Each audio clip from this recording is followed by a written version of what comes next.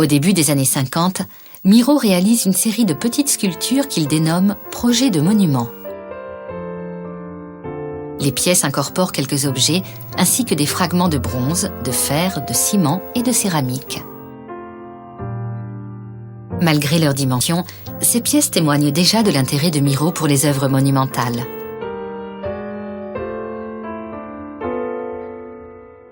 Au milieu des années 60, la Fondation MAG est inaugurée à Saint-Paul-de-Vence. Miro y dispose de tout un espace à l'air libre, le labyrinthe. Il y installe des céramiques et sculptures de grandes dimensions qui s'intègrent à la végétation. L'expérience stimule Miro à créer des pièces à grande échelle, pensées pour des espaces publics.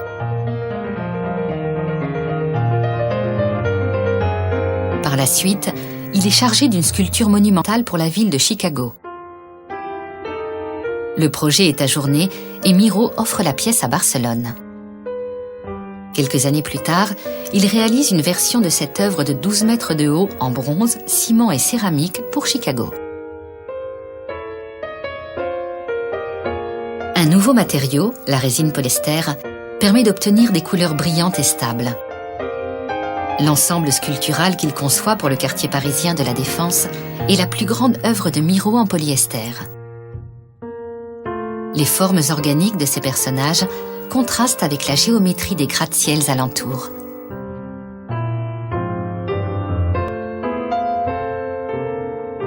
Le dernier monument créé par Miro se dresse à Barcelone, dans un parc qui porte aujourd'hui son nom.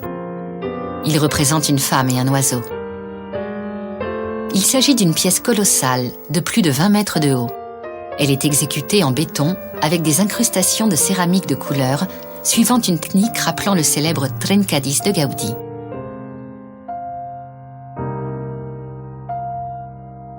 Pour Miro, une sculpture doit pouvoir se confondre avec son environnement.